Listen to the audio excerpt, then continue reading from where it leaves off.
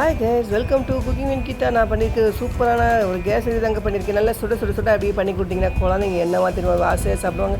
முதல்ல நெய்யை விட்டுக்குங்க. நெய்யை விட்டுட்டு திராட்சை முந்திரிலாம் அப்படியே வறுத்து அப்படியே ஓரங்கட்டி எடுத்து வச்சுருங்க.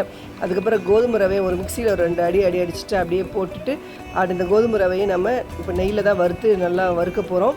நல்லா ஓரளவுக்கு செவக்க வறுத்துக்கோங்க. கோதுமை ரவையை வறுத்ததுக்கப்புறம் தேவையான அளவு தண்ணியை விட்டுருங்க. நான் 1.5 டம்ளர் அளவுக்கு தண்ணியை விட்டுருக்கேன். தண்ணி விட்டு அதை வெந்ததுக்கப்புறம் நீங்கள் மஞ்சள் பொடி கலருக்கு கேசரி பொடியெலாம் போட வேணாம். கொஞ்சோண்டு மஞ்சள் பொடியை போட்டால் போகிறோம். மஞ்சள் பொடியை போட்டுட்டு நாட்டு சக்கரை அப்படியே போடலாம். நான் ஒயிட் சுகர் தாங்க போட்டிருக்கேன். ஏலக்காய் தூளை போட்டாச்சு. கொஞ்சமாக பால் விட்டுருங்க. பால் விடும்போது டேஸ்ட்டு சூப்பராக இருக்கும் உங்கள் கோதுமை ரவை கேசரிக்கு. நெய் ஆனால் ரொம்ப இழுக்காதுங்க, கொஞ்சம் தான் செலவாகும். நான் 2 டேபிள் ஸ்பூன் அளவுக்கு நெய் விட்டுருக்கேன். சர்க்கரையும் போட்டாச்சு. நல்லா கலர்னு கிளறிடுங்க.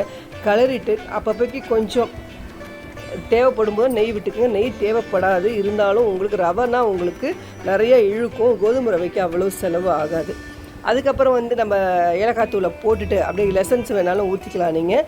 அப்புறம் நம்ம முந்திரி திராட்சைலாம் தாளித்து கொட்டி வச்சுருந்தோம் பார்த்திங்களா, அதை அப்படியே சேர்த்துட்டு அப்படியே சுட எடுத்து அப்படியே போட்டு அப்படியே ஒரு கேசரியோட வடை பஜ்ஜி இருந்தாலும் இன்னும் சூப்பராக தாங்க இருக்கும். கண்டிப்பாக ட்ரை பண்ணி பாருங்கள். பிடிச்சிருந்தா நம்ம சேனலை சப்ஸ்கிரைப் பண்ணிக்கோங்க, ஷேர் பண்ணிக்கோங்க. மறக்காமல் நம்ம சேனலுக்கு சப்போர்ட் பண்ணுங்கள். நம்ம அடுத்த நல்ல வீடியோக்கு அது வரைக்கும்